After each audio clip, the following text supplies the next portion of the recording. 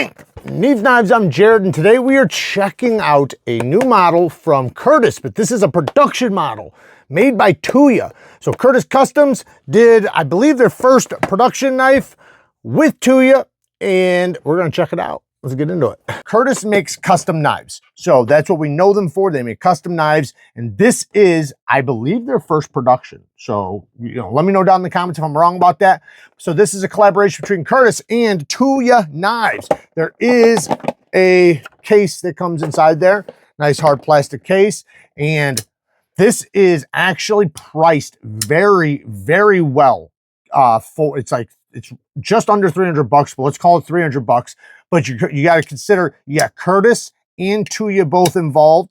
Curtis makes custom knives, and this is a version or a model of their F3, I think that's what it is. I'll put it up on the screen. There is, different flavors and stuff.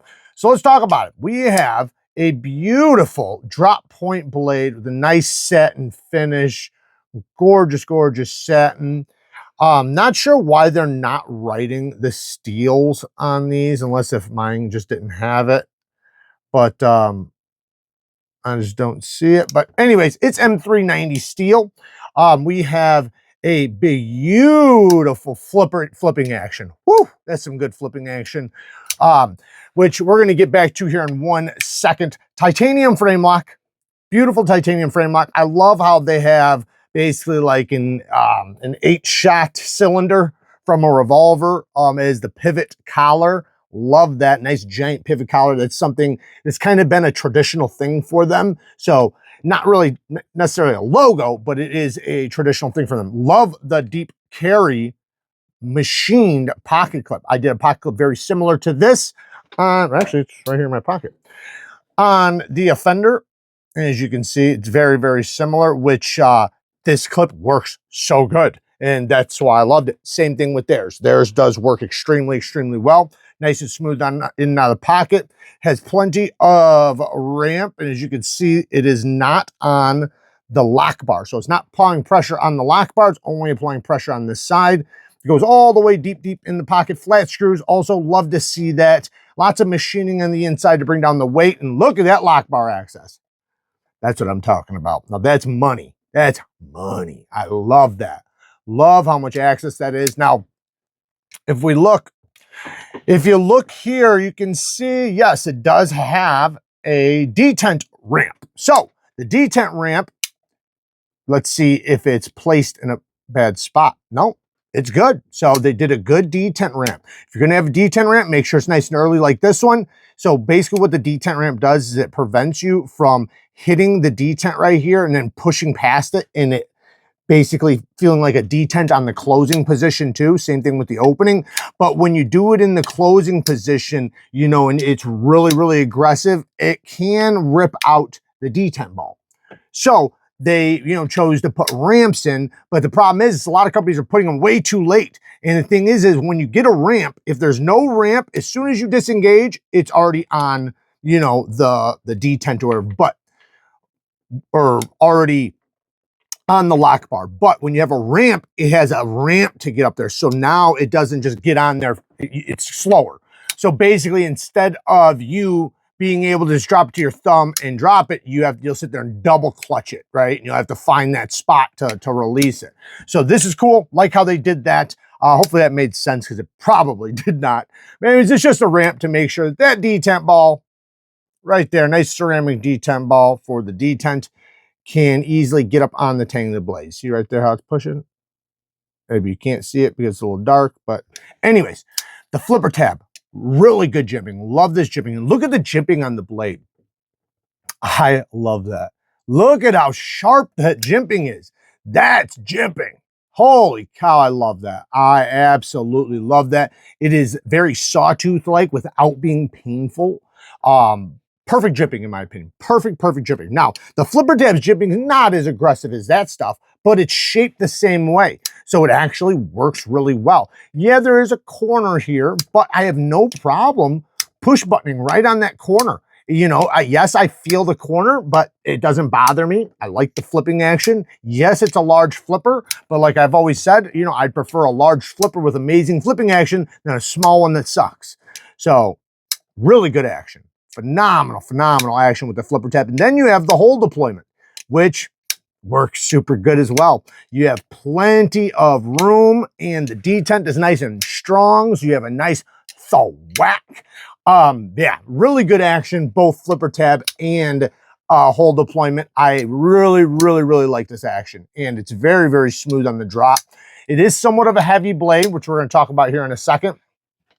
Ergos, really good ergos. You know, choke back here, not a problem. And then I got a spot to choke up.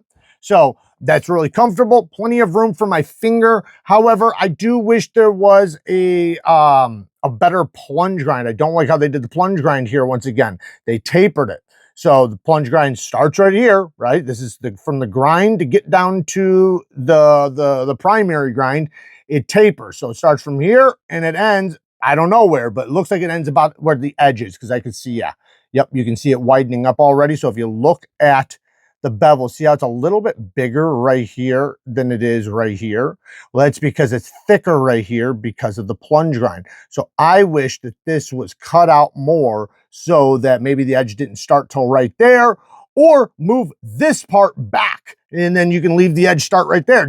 I just want a separation from the end of the plunge grind and the edge. That way when I sharpen, there's nothing in the way to prevent me from getting a beautiful, crisp edge all the way back and forth, especially on an expensive knife. If we're talking about a $10 knife, then of course, who cares if it has a smile? When we're talking about an expensive, beautiful knife, you want to make sure that it has plenty of sharpening for years and years and years to come without, you know, it having issues with hitting the plunge grind, looking ugly, and, you know, all the other issues that come from bad plunge grinds. We do have a very badass backspacer. Love the jimping on that as well. Cutting. So this is thick geometry. It is a bit on the more robust side. So I gotta say, I need to sharpen it. So what I'm gonna do is I'm gonna sharpen it up really quick with you guys. I just wanna show you guys, this is only single walled cardboard. So this is not even as thick as this. And I'm struggling to get really good slices in it, like it's tearing, even though this should be like the easiest cardboard to cut. Can I get through it? Yeah, of course I can, but it's not like just passing through it effortlessly. I can feel the drag, I can feel the resistance, and it makes me want to have to do this, have to almost like saw through it because I catch. You can see where it's tearing. So I want to give it a better edge and then judge the cutting performance, because the edge is, see, it's like, the edge is one of the most important parts next to the blade geometry, because the edge geometry, you know, it benefits the actual geometry. Everybody always asks me what this tape is that I like to use to put on my blades just to protect them from being scratched. This is KAPTON tape, and I'm not going to make you guys sit through the whole sharpening, just let you guys see a few moments of it.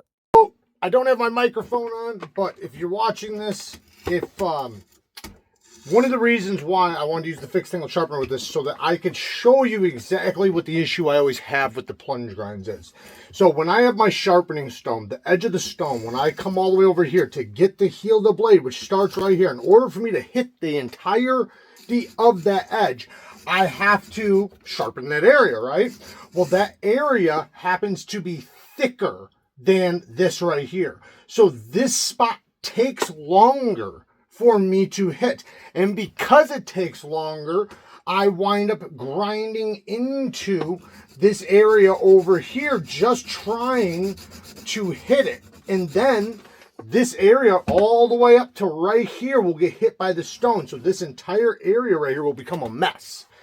It'll look bad, especially if you lower back your angle really far. Right now, I went about almost 18 degrees, so it's like 17.7 degrees or something like that. I wanted to go down to 17.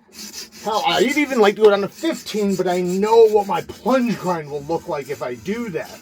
Now, not everybody wants that low of an edge angle, but 17 is the most common edge angle people sharpen their knives at. So because of that, I would at least want to be able to hit that, and I'm actually at a higher edge angle than that, and I can already see that I am widening up the heel of the blade right here, and it's hitting the back of the plunge, not even the end of the plunge. It's hitting the back of the plunge, which, like I said, makes it look like a mess. Now, so right here, if you look, my entire edge is done, but the heel is still not completely hit. As you can see from right, all in this area, it's not hit. And you can see my plunge grind, what it's doing to the back of the bevel on both sides. See how it's chewing it up all the way up into there, and I'm not, you know, I'm not even done with my first stone yet. And I know it looks like just like a little tiny bit, but I'll tell you what, these little areas like this take a very, very long time to get out. Sometimes so long that I recommend just not even getting it out on the first sharpening and just wait till the second or third sharpening. I'm going to finish up sharpening this because I do have a feeling that this thing is going to take a very sharp edge. So even at almost 18 degrees, this is going to be an extremely sharp edge. And I do think it's going to cut 10 times better than it did with the factory edge. So let's get it.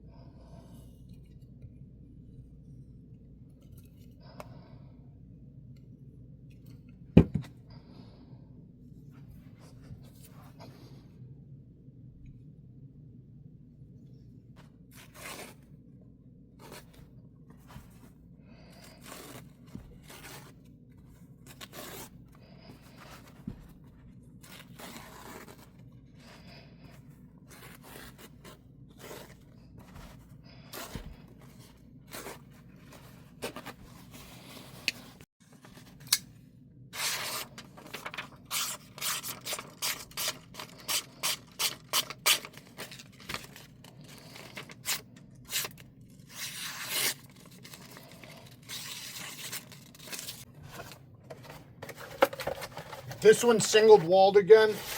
Oh yeah, like that's just so much easier. Over here, let me cut. This is double walled.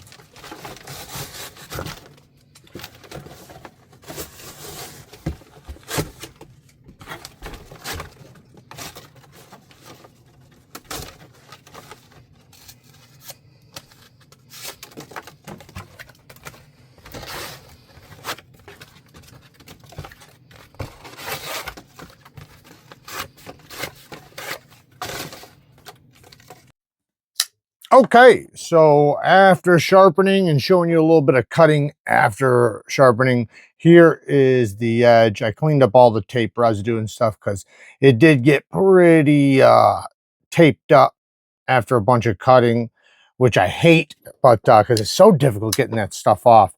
I use this, just so you guys know, this takes it off pretty good, just tool cleaner. So it does work pretty well on getting rid of the tape residue.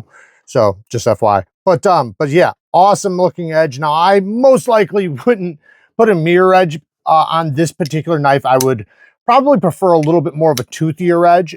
Not that M39820CV can't do really well with a mirror polished edge, especially with a high hardness. This one I would just prefer to be more of a toothier edge, but this did come out incredibly sharp. Like obviously, you can see how low the angle is. Now that is nearly 18 degrees. It's about like 17.7 degrees, so nearly 18 degrees. You can see how big the bevel is, right? So imagine going to 15 or something. It'd be way bigger. So, you know, that shows you the thickness behind the edge when the first sharpening is that big of a bevel and it's, you know, nearly 18 degrees per side. Oh, and we got to turn this thing on for it to work. Did my batteries finally run out? Oh my goodness. I think my batteries finally ran out on this guy. All right. Anyways, so yeah, it's probably about 25, maybe 30 thousandths behind the edge. I'm guessing there, but you know, it's It's got a decent sized bevel. It could even be around 20, 22 or something. Because, well, it's got about the same size bevel as a Spyderco PM2 at 15 degrees per side when it's 20 thousandths behind the edge. So, you know, I figured about, you know, a little bit, just a little bit thicker, right? Anyways, yeah, so now this thing cuts great. Really, really good. You know, I can choke right up to the edge. You know, I don't have to get caught on the choil, which is really nice. You know, me sharpening it does bring the edge a little bit closer to my finger. Again, like I said, I'd rather it if it was widened up a little bit to get past that plunge grind, but it's more about the plunge grind than anything to me. But you can see the mess it made back there on the plunge, right? All this stuff right there, how bad it is. Like it's, you know, just is what it is. That's what happens with the plunge grinds.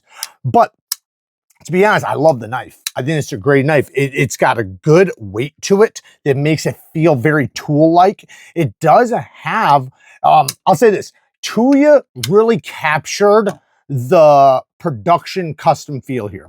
It feels like a custom knife that's done at a very high level, as Tuya does.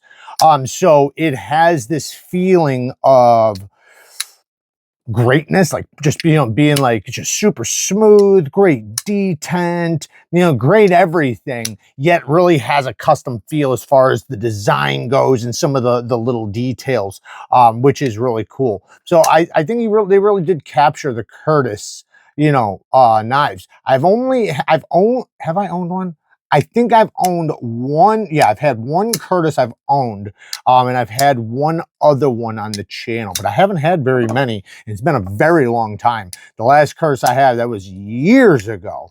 But anyways, yeah, I think it's pretty awesome. You know, my negatives, the one thing, you know, this clip, very smooth in and out of the pocket, but it does have this corner here. So I notice when I put it in my pocket, when I go to take it out or put it in, when I go to put it in my pocket, it hits this corner. Now, it goes right past it. It's not a big deal. This is like the dumbest thing to like really nitpick about, but I just want to bring it up because every time I put it in the pocket, this corner hits, unless if I go like this and I turn it a little bit when I put it in. Well, now when it hits, it just goes right past it for sure. But if this corner was just knocked down, like literally just a little knock down that little peak right there, it wouldn't do it. It'd just slide right over it. So that's just a little tiny little dumb thing to nitpick about. Next thing, you know, lanyard. I don't think it needed a lanyard, but that's me. You know, I'm glad they prioritized the clip over the lanyard. Plunge grind, like I said, I'm not a fan of that. But all in all, everything else. Oh yeah, and I would prefer a deep hollow grind on this. I think that would have went a lot further with this. I think having a deep hollow grind, especially in 2025, you know, it's like these knives aren't being hard used, right? Most of them. Not saying people don't, because I know a lot of people, including myself, that beat the hell out of very expensive knives. But what I'm trying to say is that most people that are buying a knife like this know how to use a knife. They don't use their knife stupidly, right? If they're going to do something really crazy with their knife, they're going to grab another knife or a specific type of knife or whatever, right? So I don't think we really need geometry this thick on a titanium frame lock, you know, but you know, it's not like so ridiculous that, you know, I don't like it. I do love the knife a lot. And sometimes I do like the edges to be not thick, but a little bit thicker behind the edge, because then I get this nice, beautiful, big old badass edge bevel, you know, that you don't get on something small. So that is, it is, you know, to me personally, I like that. This action is addicting though. So yes, awesome knife. Love the sound of it. Love the action. Love the feeling of it. It definitely has a very high-end feel. They did an incredible job on it. Shout out to Tuya, man. They knocked it out of the park. TA hardware all the way around except for on the steel lock bar insert. So, you know, I'd prefer that to be T8s, but who cares? Work hard, stay tough. Till next time, peace.